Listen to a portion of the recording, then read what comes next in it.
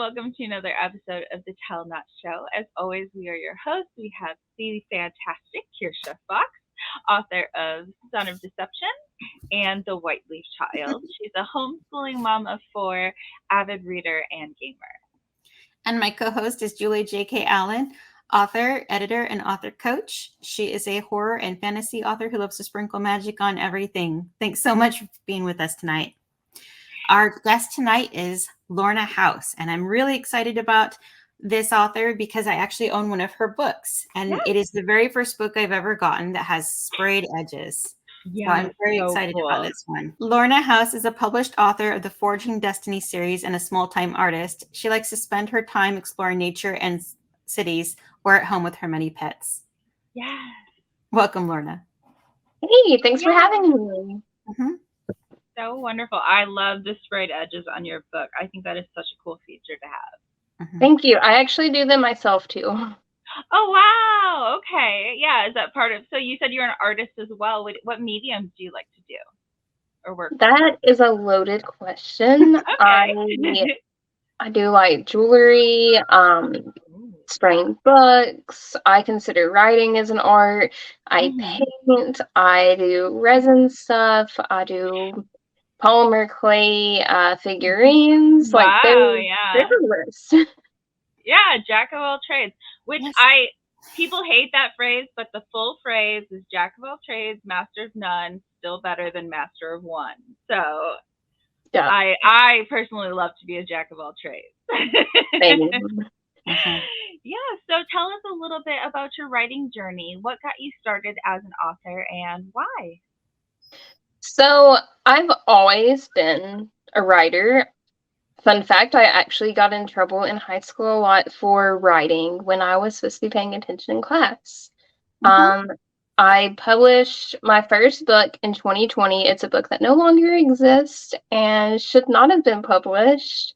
And then in 2022, I was working in a factory. I was bored on lunch breaks. We had like a 30-minute lunch break. And I had Google Docs on my phone, so I decided to go ahead and give writing another try. And that's when I started the Forging Destiny series. Oh, very exciting. I also have kind of been writing my whole life and then had the epiphany, like, maybe I should do this, and give it a shot.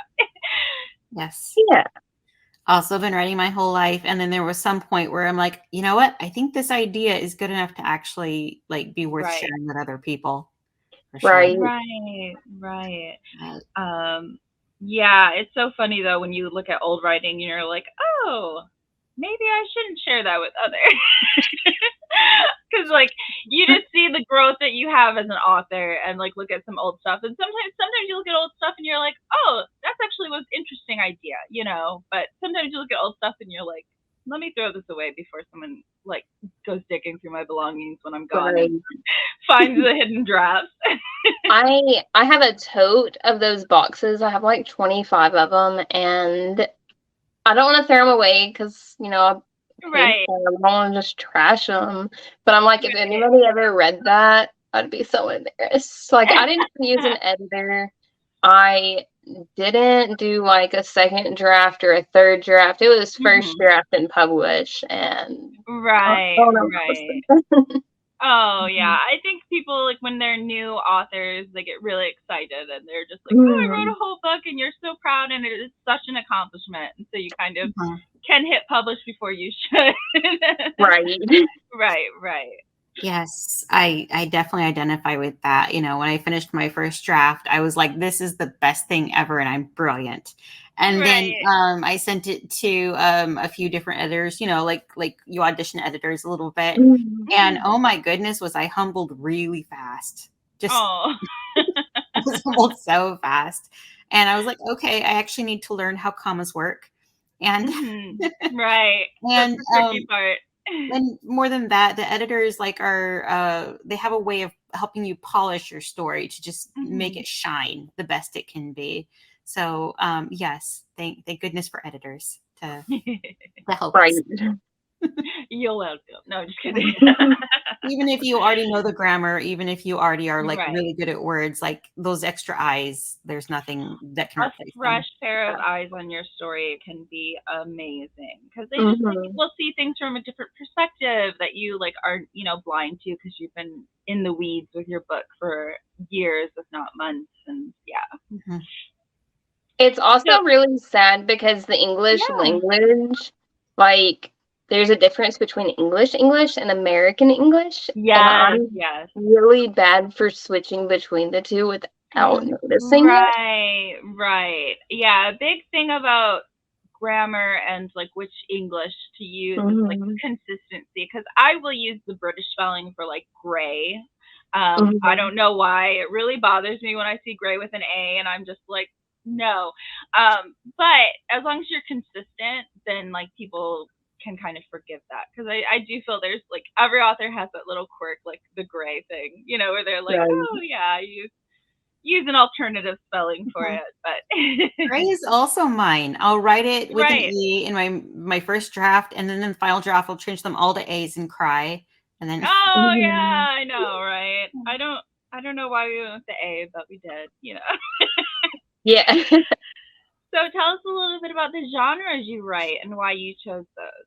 So I typically only write fantasy. Mhm. I'm not a fan of humans, which sounds Mhm. really weird, but I don't want to write somebody that's just doing basic day things. So Right. I write high fantasy, world building, magic. Um, there's always something special that my main character can do. Yeah. Oh yeah. I find it very fun to write fantasy as well because you just have like so many more options available to you of like what Mhm. can happen in your story. Yeah. Mhm. I mean, I write fantasy. It's Yeah. fantastic. It's a lot of fun. I really love showing like real worlds, like holding a mirror up to the real world through the Mhm. lens of fantasy. Right, But, right. Mhm. like, hey, the books can have dragons in them. It's just Yeah, Right. laugh at yeah. it. Right. So tell us a little bit about your writing process. How do you go from idea to finished draft? So I'm what they call a pantser, Uh-huh. which means I start writing and I don't stop. Okay. Um, I don't go back. I know a lot of people, they'll start writing their first draft and they'll go back to the beginning and fix it and try to go again. When I write my Mhm. first draft, it's at least 100,000 words. Uh-huh. And then I'll go back and try to fix all the chaos, fill it Okay. in where it needs to be filled in, and get like a true story out of it. Right. But when I start the first time, it's just plowing through and getting it done. Yeah, Uh-huh. just steamrolling ahead. I love that. Mhm. There's something nice about getting a momentum and like keeping it going though. I know people that edit as they go, but for me, I can't be as creative as possible if I stop and edit along the way. Like it's very hard Mhm. for me to switch from editing brain to writing brain. But I know Right. like a lot of people who do edit as they go, like they refamiliarize themselves with what they wrote yesterday and then continue forward with the story. So Mhm. it does work for some people. I know. Kirsten's laughing because she does that. Yeah. It's me. Yeah. Yeah. I edit as I go, and I'm a plotter. So, Yes. Yes. I have a notebook of plans that I plan to put in the book, and I Yeah. never go back and look at the paper. uh-huh. So Oh, I try okay. to plot, but I never remember to put what I wanted to Right. put in it. Uh-huh. Yeah. If Yeah. the tool isn't helping you, then don't use it. Right. If Fair. that's Exactly. your writing process, then it's your writing process, and it Yeah. seems to If be it works for working. you. Yeah. So, Absolutely. I always tell people that like writing process is something you should experiment with because you never know what you might fall in love with and Mhm. discover. But like every writer is different, and so there's no one right way to do it. Right. Absolutely. all right. So, what do you feel like is the most important part of writing? I think the most important thing for writing would just be to get your story out there. Everybody's going to have a different way to write every story. Hmm. Like we have dragon books and we have Aragon and Fourth Wing, and they're completely different stories by two completely different people, and they're both really good books, just as an example. So everybody is going to have a different story, and it's important just to get your mindset out there. Right. No, that is very well put. Julia likes to point out that if you have like a whole room full of people and you give them all the same plot, you're going to have, or the same prompt, you give them the same prompt, like everyone's going to write a completely different book. So no one can write the story that you have the same way that you can do it with your voice. So, yeah, true. That's it. That is a very important part of writing. Yeah, I love that answer. Do you think that characters or plot is more important when you're writing? I think they're equal. Like, I love my characters. They're my babies. Right. But if they didn't have a plot and a reason to go through what they're going through, like, it'd be kind of boring. So I think they're both equal. Yeah, both is my preferred answer as well, because I really feel like characters are what your reader falls in love with. But if it's just a character study, that can be a little much. Like if they're just sitting there doing laundry and thinking, might not be the most exciting book. Yeah. And I've read books like that where you spend most of the time in the character's head and just in conversations with other people, and you're like, so there's no plot. Like, there's nothing happening. Yeah. Which I think works well for a vignette, like a little, character study vignette. But for a whole novel, it can be asking a lot of the reader. Right. So, what do you feel like some other authors might neglect when they're writing? When you read other people's work, you're like, oh, like they missed something there. Speaking of, so this is gonna sound a little judgy, so hopefully nobody gets offended by it. But I think a lot of authors don't give themselves the space or enough words within their book.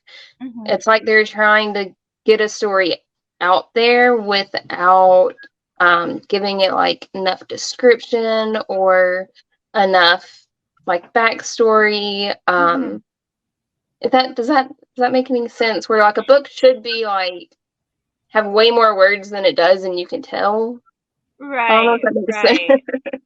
Yeah, I think we're kind of used to the phenomenon where they take like a story and they spread it out too thin over too many books. But I feel like because that happens so often with like the Hunger Games and the Hobbit and all of that, we kind of had a rebound effect where now maybe some people are just like getting the story out and not spending as much time developing the world building and developing the characters as they could, and have like bigger books. I get what you're saying. I think it also goes into how you're supposed to show and not tell. And a lot of times when you speed it up like that, you're just telling like what happened instead of showing what happened. Right. There's a balance for sure. Yeah, I was just going to say that with new authors, sometimes they narrate and then it turns into a lot of telling because they're narrating kind of like how they would tell a person the story rather than letting you be immersed in the world and see the scenes unfolding on the page. Right. I also feel like you're saying Tolkien, for example. We love his books. Yeah. He is a prime example of really world building. Giving more world lore than anyone asked for. Spending pages and pages describing the culture of the Ents, their whole history. And we're not really allowed to do that anymore. Like modern, like today's authors, we're really not allowed to do that. Like most editors would throw so many chapters out. They're like, it doesn't advance the plot, so you can't have it in your book. And I feel like though it doesn't necessarily make them for bad books, but we are losing something in the cutting, I think there's a happy medium in between Mm-hmm. taking 3 chapters to explain a tree and not explaining the tree at all. Right, right. Yes. I think that, I think as readers too, we've kind of, our attention span has become shorter and shorter and shorter as we because we have that instant gratification on our phone. Like, just thinking about it the other day, I was like, oh, if I wanted to know some random fact, I would have to go to the library and look in the Dewey Decimal System and find the book and all of that stuff. And it would take you a long time to get an answer. And now it's like Google, 10 seconds, And what is that doing to our attention span, though? That instant gratification all the time. Yes. Yeah. And we're told, like, you have to hook someone on your first line, your first page, your first paragraph. Right. You have to hook them or they're gone. And there are so many books where, like, the first couple of chapters were a little bit slow, but after that, it, like, picks up and you're in. And I feel like so much is lost when people expect, like, the first page to draw them in and they don't give it any more chance. Right. Yeah. So, anyway. Thank you. Oh, modern problems, right? So, who is your favorite author and what do you feel they do really well? So my favorite author is Karen Lynch. She just has this way of bringing stories out where you get really immersed in it. How we were just talking about books going too long or too short. She has that perfect medium area where it just lures you in. Every book that she has written is just top notch. Yeah, I'll have to check her out for sure. How do you think that she really achieves that well? I think it's just the description that she uses and the character building that she puts in them. Even the side characters, like one of the books has a set of twins, and they're not the biggest characters in her book, but you still love them. Right. And they're just a little side character, but you still get attached to that character. Right. I think that's magical when you make the side characters seem like real people to the reader. I love that too. It's tricky. It is very tricky. When you're reading a book, it seems so easy because the author is doing it so well and you just fall in love with the characters. But as an author, when you're sitting there like, how do I make them care about Isaac? Right. It takes a little bit of orchestrating. I particularly love it when I ask people who their favorite character was in my books and they name like a secondary character. I love that. Like, it's a lot of fun. Yeah. So, what have you learned from the writing process? So one of the main things that I've learned from the start, how I said I had a book that's no longer in existence, is that the first draft doesn't have to be perfect. And in fact, don't publish your first draft. That's where I went wrong. Read through your book, I'd say about 5 times. That sounds like a lot, but you want to do your first draft. You want to edit it, then you want to edit it with your editor. When it comes back from the editor, you're going to have to read it again before you put it in paper form, and then you get it in paper form and read it again. Right. So definitely don't just go with your first draft. You're going to read that thing a lot. So write a story you like, because you're going to be the one that reads it the most. Right. Oh my goodness. By the end of editing, I'm just like, I don't want to see this ever again. Yeah. But that's very true, because I tell everyone they're called rough drafts for a reason, because everyone writes really rough the first time. A lot of times, especially if you're a pantser, you're just figuring out the story and telling yourself the elements of the story as you go, and then through editing you make it look like, oh, I knew what I was doing the whole time. This is how the story is told, Yeah. I think Neil Gaiman says that perfectly, where he says, you're telling your story to yourself the first time, and then you make it look like you knew what you were doing later. Right. I one of the things I've also noticed with my own books, and after writing The Throne of Serpents and Roses, is that by the 5th time, if you're still reading your book and giggling, at things that Right. happen in the book, you're doing a good job. If Yeah, you're it's a good reading sign. it like I did with one of my other books, and you're telling the character to stop talking and like hating the book, you should probably change it some, because that means Right. somebody else is gonna probably think the same as you in both scenarios. Right, right. Yeah, it is really nice when you're reading a book and you're supposed to be editing and you're just like get caught up in the story and reading and finding out what's Mhm. happening. Even though you know what happens, you just get caught up reading. That's kind of one of the best Right. feelings to me, where you're just like, oh wait, I'm supposed to be editing. Let me go back. I love those moments. Right. Yeah. Mhm. Um, if you could tell a new author one thing, what would it be? If we haven't already answered this. Um, I think it would be not to worry about what other people are gonna think about your Mm, book. Our right, author or our readers are super important because they're the ones that we want to share the worlds with and to read our books. But there's always gonna be somebody that leaves that 1 star, and right. there's gonna be somebody that doesn't like it. So don't worry too much about what those people think, because there's a Mhm. whole lot more people that are going to like it. Right. Yeah, you definitely want it. Like Stephen King puts it, like right with the door closed for the draft. Don't think about what other people will think of your story. And then as you're getting through editing, start to open that door and think, okay, like what would other people think about this? But Mhm. like you were saying, your book is never going to be for everyone, right? Like my Right. favorite book is Pride and Prejudice, and if you look it up, it has so many 1 star reviews where they're like, they're going to tea is the most boring Mhm. thing ever, and that's a classic for me for a reason because I think it's amazing. So like if you get a 1 star review, you're in very good company. Yeah, for Yes.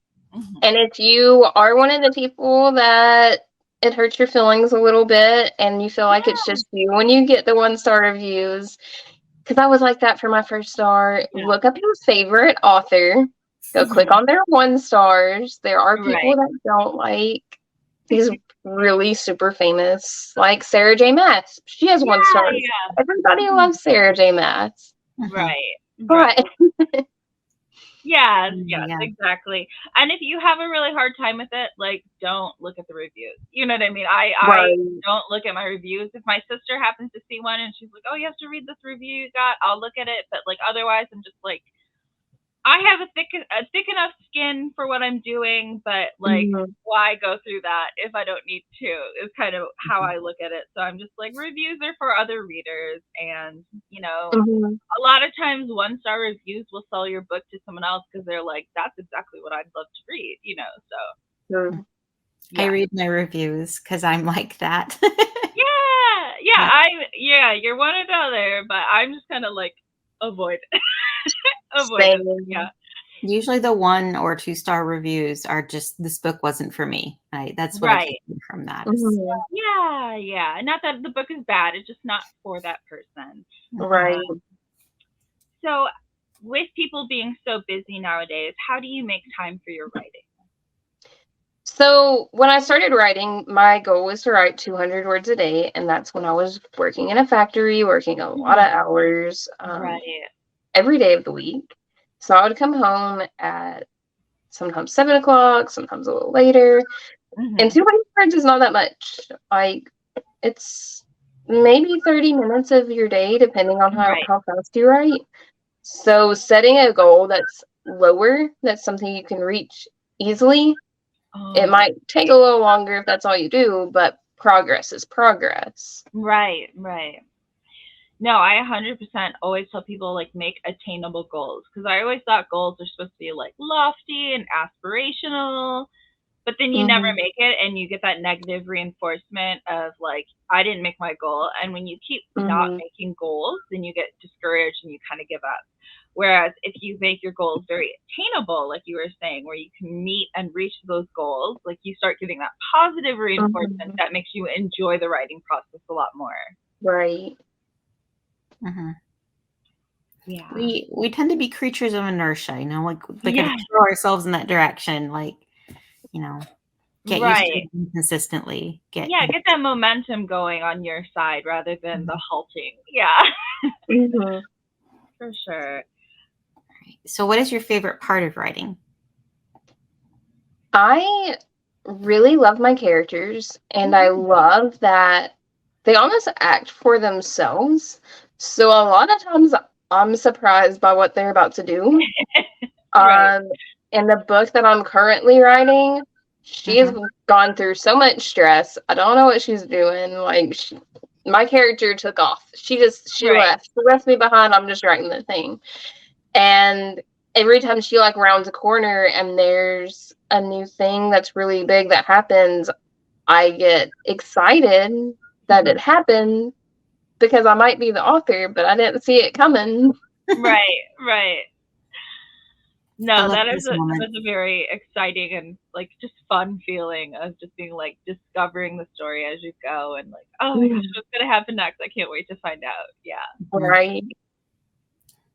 Sometimes things happen and it's almost like you planned it, but you didn't. That's fun feeling. Right. Yes.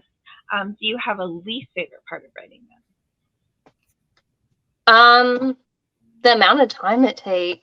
Yeah. It does take a long time.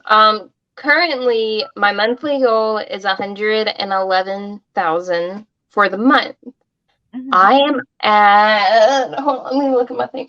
I'm at 60,000. Okay. Which means I'm doing about 3,000 a day. And it's taken forever to get 3,000 words in my document per day. Like, it takes a couple hours, and then I sit there and I'm like, I think I'm done. But I still have 2,000 words left. Yeah, I feel like this, like November, I know everyone does NaNoWriMo and stuff, but I feel like November is a very hard time to write because one, we have all the holiday stuff going on that's coming up, and then like two, it gets dark and it gets cold and like you have less sunlight, so you're less awake and you get more sad and like all of this like mental and emotional stuff is going on in the backdrop where you're just like you have less sunlight, so you're just not as awake and like ready to go as I feel like you are in like summer months.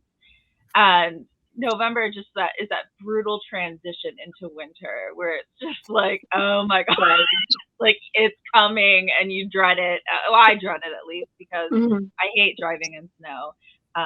I'm in Michigan and everyone kind of like forgets what they're doing and they're just like, I've got 4-wheel drive, and I'm just like in my sedan like, I don't. Like, thanks guys.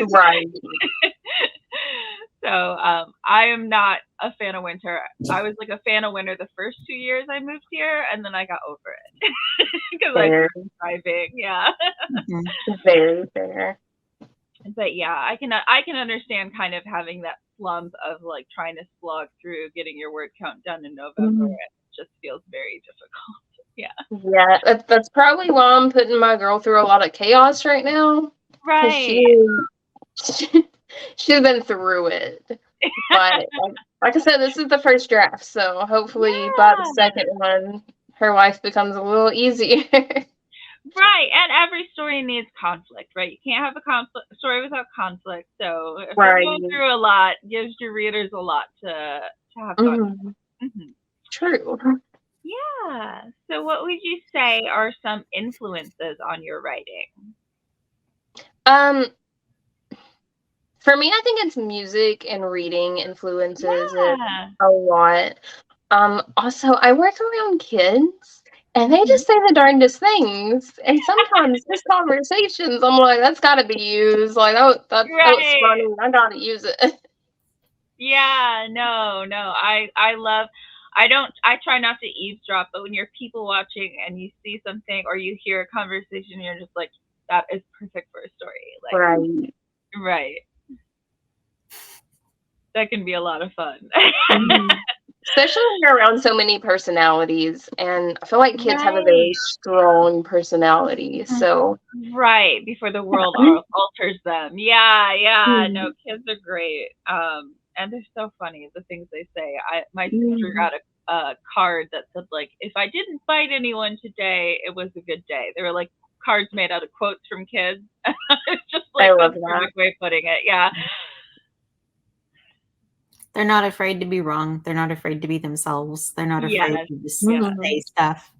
They don't care about your feelings. Like, they don't know what's appropriate to say or not yet. Yeah. Right. Good times. Yeah, it's fun. I'm luckily just a photographer. I don't have to talk to them that much. I get to listen to them, but there are times they turn, they look at me and they're like, "Why are you here?" Like they're fun. Right.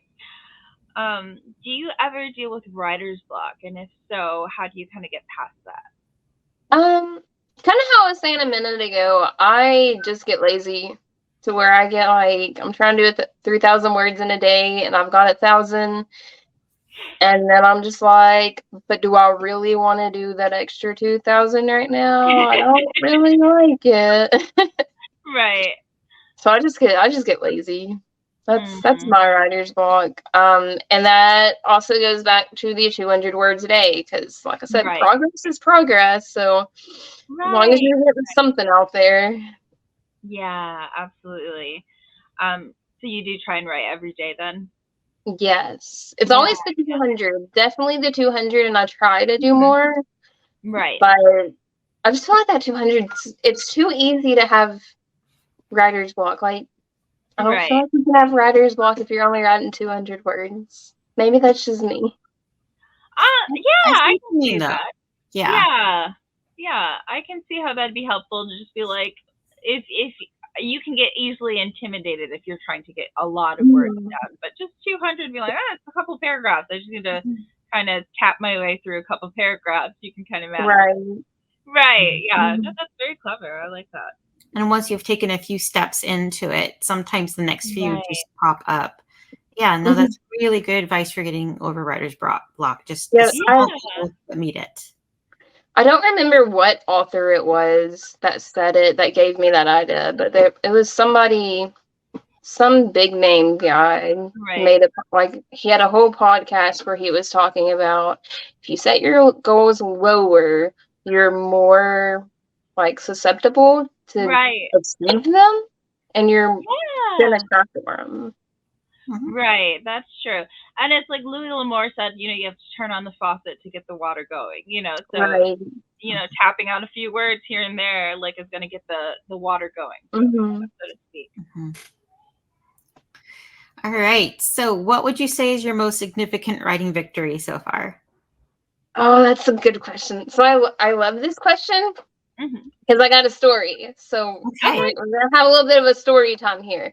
Sure. So my sister-in-law and her sister, they don't read like at all. They're not big readers. And for their birthdays this year, I gave them both a copy of my book, not expecting that they would read it. Within 2 to 3 weeks, they both came back to me saying that they loved the book. They've recommended it to other friends that have now read the book. So for me, like, I can't beat getting somebody that does not like reading a book and thoroughly enjoying it. Like, I feel like that cannot be done. No, that is amazing. And I'm, oh my gosh. Yeah, I would, that's no higher accolade than that. Yeah. Have people who don't read come back and be like, I loved it, And then recommending it to others. Yeah, that is a high accolade indeed. Good achievement. Right. Yeah. So like I said, I didn't expect them to read it. I just kind of gave it to them so they can like sit it on a shelf or something. But they both read it. And they loved it. That's wonderful. I'm so happy. Yeah. So happy for you. What are you reading right now? So I'm not reading anything this month because I'm doing the NaNoWriMo and writing 3,000 words in a day. Right. You're doing double NaNoWriMo. Yeah. The last book that I wrote was last month, and it was just rereading Aragon because that's my favorite book, and prepping myself because I'm about to read Murtagh whenever this month is over. Okay, yeah. My friend is reading that right now. She says it's just amazing. And she's getting really bad imposter syndrome because she's like, my books are just nowhere close to this level of good. Right. And I have to remind her that he's been writing for like 30 years. since Aragon came out or so. Yeah, he was a teenager when that was published. Yeah, I don't remember how old he is, but it's been a lot of years. Right. I was like, you've been writing for like all of 2 years. Like, give yourself a little bit of grace. And if you read Aragon, if you reread it a couple of times, it's a good book. Like, it's a really good book. But if you look at his writing style and the way that he writes, his chapters are so short. It's like, if he wrote one of those chapters a day, it would be easy. And he takes his characters to multiple places. So, like, I think it's easier if you take your character more places, if that makes any sense. So, like, his writing is exciting, and it's not too descriptive. It's just very busy in how many places Aragon travels to. Yeah. And then you get to explore in each new place. And so, yeah, from a writer's perspective, that's a good thing to do, is have, like, the quests and the side quests and the different journeys. Yeah, for sure. Yeah, you can almost play, like, a game of D&D and write it into a book and get something similar. Oh, Kirsha's laughing. My books have very strong D&D vibes, for sure. Right. I got one of my characters from a character in D&D when I played last time. They were very, I don't know if we'll be able to keep this on the recording, but they were very bloodthirsty. So I made my character the same way, where they are sane when they play in blood, and that's a D&D character does that. So, like, I saw that in D&D, and I was like, I'm just gonna use this. Yeah, that's a very interesting idea. Is to the only time you're sane is My character started out on D&D sheets, but then after a while, they just like kept talking to me. More than what we were playing with. He's like, I've got so much more story and personality than you can fully display in a game, you know? Right. But yeah, I definitely identify with that. Okay. Is there any writing advice that you were given or that you heard that just really doesn't work for you? Any advice you hate? I'm sure there's several things people have said that I haven't agreed with, but the one that I think of the most is somebody told me that you can't use prologues, that they're no longer a thing. But prologues are so effective because they're literally chapters that give you information that people don't have to read. And if their use is something that you don't have to read, then you're using it right. The person that told me that, their excuse was that because so many people skip it, you shouldn't use them. Like, that's kind of the point. Also use epilogues. I use the heck out of prologues and epilogues. I have a prologue because it started out as I wrote a short story to offer to introduce characters from my series and stuff. And then it was like I kept referring back to it. So I was like, it's perfect as a prologue because you don't have to read it to understand the plot of what's happening in the book. But if you do read it, it gives you more, like another layer. And you can also put other characters in the books in it. And it doesn't have to be that character's point of view. Or that doesn't have to be the main character, but you still get to see that character. Yeah, no, I think that you shouldn't, like, as in anything, you shouldn't overly rely on anything, including prologues, but I don't think prologues are obsolete. No. There's one in my book. So. Right. Prologues serve a purpose, and they do it well, I think, when you do it correctly. I agree with you. Yeah. All right. We do want to give you an opportunity to let us know and let our audience know where they can find more about you and your book online. So go ahead and share your socials, any websites you have, anything like that. I am on TikTok, Instagram, and Facebook under Lorna House. So you can find me on any of those. My book is on KDP, or not KDP. My book is on Amazon and Barnes & Noble and all of the other big retailers. You can find them on their online sites. Yeah. All right. Wonderful. Thank you so much. And it's been really great having you on the show. Thanks for joining us. Yeah, thank you. Yeah, and thank you to everyone who's listening along at home. Remember, there's more than one way up the mountain, and you can catch our next episode next Friday. We always release on Fridays. If you're interested in being a guest on the show, you can find us on social media at The Talnut Show or email us at thetalnutshow@gmail.com. Thanks again for listening. Thanks again for listening. If you enjoyed the show, consider subscribing and liking. We appreciate all the support. Julia J.K. Allen is an author, editor, and coach and can be found at hijinksrudder.com. Kirsha Fox is an author, avid reader, gamer, and mother to four, and you can find her at kirshafox.com. Thanks and see you next time.